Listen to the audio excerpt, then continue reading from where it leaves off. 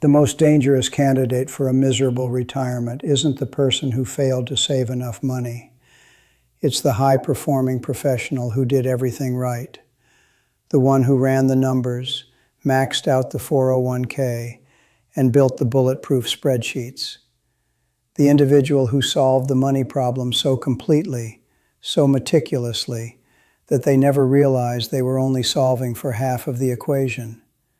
Their greatest strength, a relentless focus on the financial blueprint, became their most critical blind spot. They designed a flawless funding mechanism for a life they never actually engineered. This isn't a failure of finances, it's a failure of system design. And because it's a design flaw that targets the most prepared among us, it's the one problem that nobody sees coming until their entire post-career operating system begins to crash, leaving them with a full bank account and an empty calendar. Before I retired, I remember looking at my own calendar, packed with meetings from 8 a.m. to 6 p.m., and thinking that true freedom was simply an empty schedule. But there was this nagging thought in the back of my mind, a quiet anxiety I couldn't quite articulate. It felt like standing at the edge of a cliff on a particularly foggy day. I knew for a fact I had a parachute. That was my portfolio, the result of 3 decades of diligent saving. But as I stood there ready to jump, I realized I had absolutely no idea what the ground looked like below. There is a very specific kind of unease in that moment. It's the feeling that you've done all the work, you've won the game, but you're not entirely sure you're going to like the prize. You'd feel too ungrateful to ever admit it. That feeling wasn't just a hypothetical exercise for me. My own retirement plan went through a significant and frankly life-saving upgrade in its final 2 years, not because of some new investment vehicle, but because I had a front-row seat to a catastrophic system failure. I watched a brilliant colleague, a senior project manager with a bigger portfolio than mine, $2.2 million at age 55, and an earlier exit date, become completely and utterly adrift. He had a 30-year plan for his money and about a 3-day plan for his time. It was an imbalance in the design. Seeing his meticulously planned future fall apart forced me to apply my engineering mindset to a very human problem. I performed a root cause analysis on his retirement to find the bug, determined to make sure my own system wouldn't have the same critical flaw. What I found in that analysis is exactly what we're going to dissect today. This video is that root cause analysis. I'm going to walk you through a 4-act case study of my colleague's experience to reveal the 5 invisible pillars his career provided that his portfolio couldn't replace: identity, structure, progress, community, and purpose. By the end, you'll have a clear framework to begin deliberately designing replacements for each before you ever leave your job, ensuring your transition is an upgrade, not a system failure. If you've ever felt that quiet anxiety about what a Tuesday morning looks like without a job to go to, you'll want to stick around. And if this is the conversation you've been waiting to have, go ahead and hit subscribe, because we're not just building a portfolio here, we're building a blueprint for Life 2.0. Let's start by looking at the blueprint for what seemed like a perfect retirement. My colleague Mark was a senior project manager at a large tech firm in the Dallas-Fort Worth area, and he was the guy everyone looked to as having it all figured out. He had a meticulously engineered financial plan, a $2.2 million portfolio by age 55, a paid-off house in Plano, and a withdrawal strategy modeled with military precision. I distinctly remember him showing me a spreadsheet at his desk one afternoon, a dizzying array of cells and formulas projecting his income streams down to the dollar for the next 30 years. He had a bucket list filled with travel to Europe and endless rounds of golf.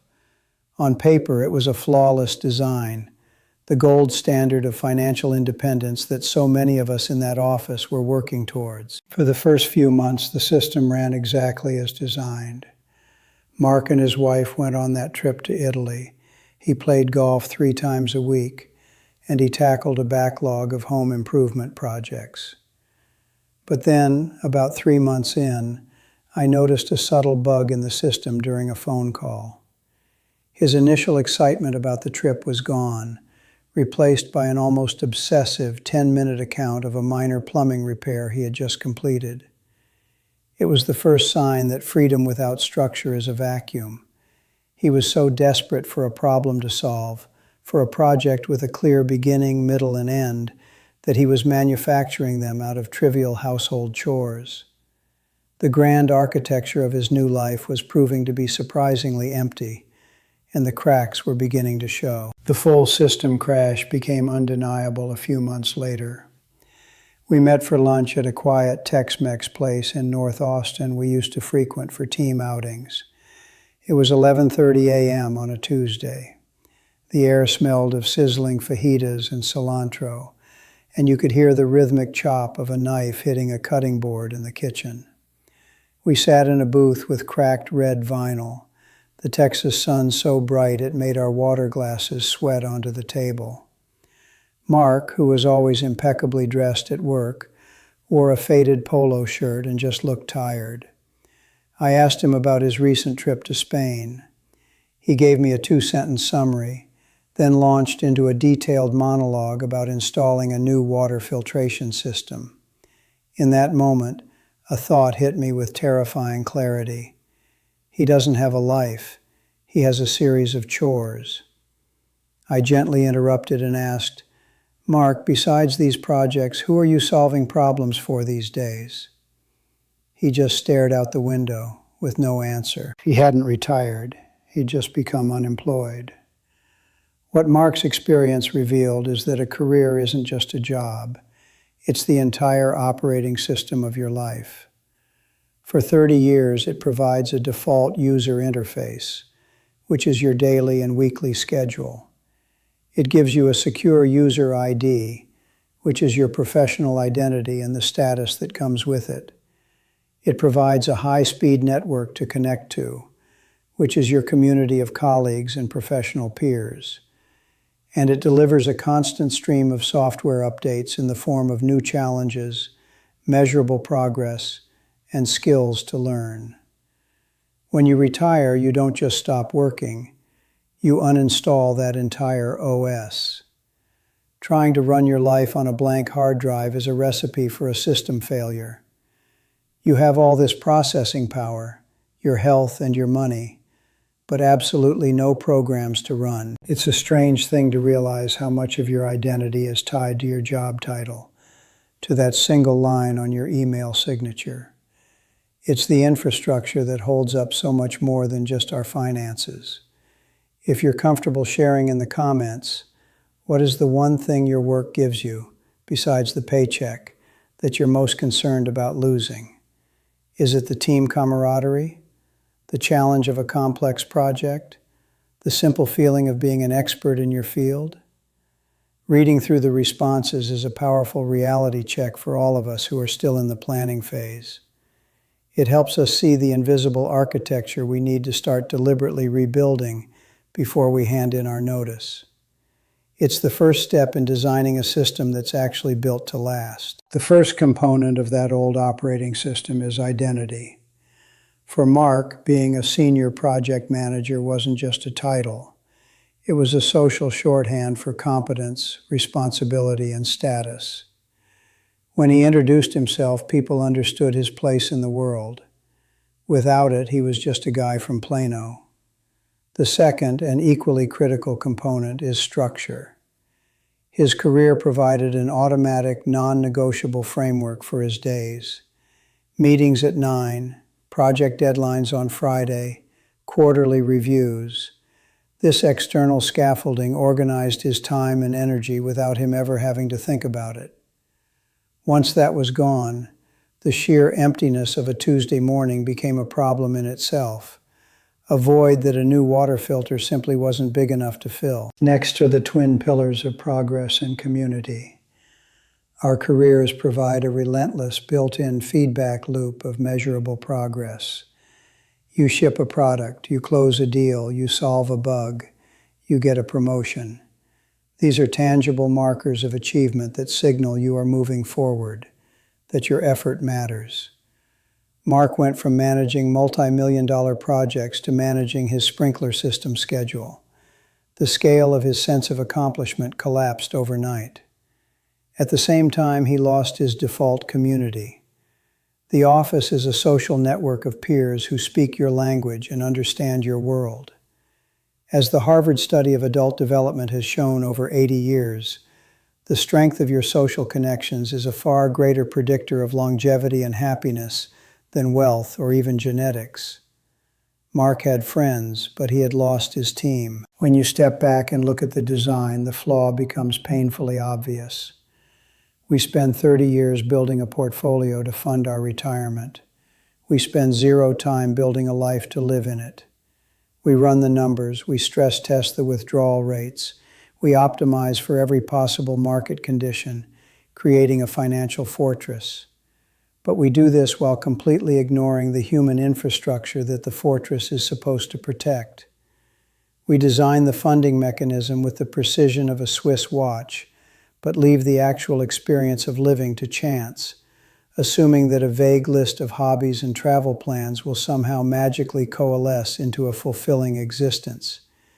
It's an engineering oversight of catastrophic proportions, and it targets the most diligent planners among us. The final pillar, and arguably the most important, is purpose.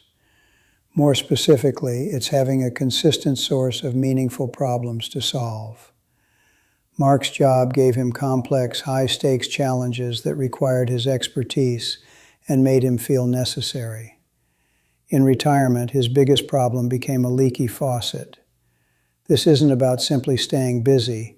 It's about being engaged in something larger than yourself, where your contributions have a visible impact. It's the engine that drives the entire system. Your career provides a paycheck, yes, but it also provides a purpose, a team, and a problem. You better have a plan to replace all four. The biggest risk in retirement isn't running out of money. It's running out of purpose with a full bank account. Mark's story forced me to confront a fundamental truth about my own planning. The spreadsheet gets you out of the office. It doesn't tell you what to do on a Tuesday morning. It can calculate your safe withdrawal rate, but it can't calculate your reason for getting out of bed. Seeing his meticulously designed system crash and burn was my wake-up call. I realized I was on the exact same trajectory, building a beautiful financial engine with no chassis, no steering wheel, and no destination. I had to go back to the drawing board and perform a full system redesign on my own life. I had to start building a new blueprint, one that accounted for identity, structure, progress, community, and purpose, before I ever powered down my old life. And that new blueprint is exactly what we're going to architect next. So when you look at these 5 pillars, identity, structure, progress, community, and purpose, it's crucial to understand they aren't a menu of options you can pick from. They are the integrated components of a single, powerful life support system that your career provides by default. You don't consciously think about them any more than you think about the foundation of your house, but they are holding everything up. Mark's system didn't fail because he lost his community or because he missed having a schedule. It failed because he lost the entire infrastructure at once, in a single day. The problem isn't a leak in the roof.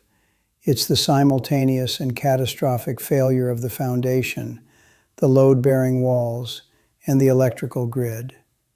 We've been trained to see our job as the source of our income, when in reality it's the source of our entire operating system. I remember getting back to my desk after that lunch with Mark. The office felt different. The air had that familiar scent of stale coffee and cooled electronics. On my screen was a complex Gantt chart for a product launch, a cascading series of dependencies and milestones stretching out for 18 months. Before that lunch, I would have seen it as a source of stress, a list of demands on my time.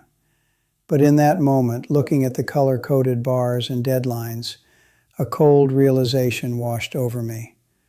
I wasn't just looking at a project plan. I was looking at a prepackaged purpose, a ready-made structure for the next 540 days of my life. I had spent years meticulously planning how to fund a life without that chart, but I had spent exactly 0 minutes designing a life that could function without the map it provided. And that's the fundamental design flaw we've all been conditioned to overlook. The most dangerous myth in retirement planning isn't about withdrawal rates or market volatility. It's the belief that retirement is a destination you arrive at. It's not. It is a complex, independent system you must design and build from the ground up. We treat it like a long vacation we've finally earned, when we should be treating it like a startup company we are about to launch. The goal isn't to find a new life after you quit your job. The goal is to engineer a new life with the exact same rigor, foresight, and relentless attention to detail that you applied to building your portfolio. The real work isn't just accumulating the assets. It's designing the operating system that will run on them. This means you have to give yourself permission to treat your life with the same analytical respect you give your money. That quiet anxiety you feel when you look at an empty calendar isn't a sign of some personal failing or a lack of imagination. It's the rational response of a good engineer detecting a critical bug in the system design. It's the part of you that knows a funding mechanism is not a life plan. So the next step isn't to vaguely brainstorm a list of hobbies. The next step is to open a new kind of blueprint, one for your time, your identity, and your purpose, and start prototyping. You need to become the senior project manager of your own life 2.0, and the design phase for that project needs to start right now, long before you ever attend your own retirement party. This process of prototyping isn't about just filling your time with random activities. It's about deliberately rebuilding the essential infrastructure that your career used to provide for free. It's about stress testing the new system before you go live. So I want you to think like an engineer for a moment and identify one component you can test. What is one concrete, measurable step you're going to take this week to start prototyping your own life 2.0? Will you join a club to test a new community? Volunteer for a single project to test a new source of purpose? Let us know in the comments below. Your design experiment might be the exact proof of concept someone else needs to see to start their own build. If these are the kinds of blueprints you want to be working on, hit that like button and subscribe, because we're just getting started. The numbers in your spreadsheet tell you exactly when you can afford to walk out the door. They are the funding mechanism, the power source, and they are absolutely critical. But the blueprint we've discussed today is what ensures you actually have somewhere meaningful to walk to. It is the operating system that will run on that power, the design that transforms financial resources into a functional and fulfilling life. The analysis is complete. The case study is closed. The schematic is now yours. The only thing left to do is to start building. I retired at 54. My mission is to make sure there is no spreadsheet or life left behind.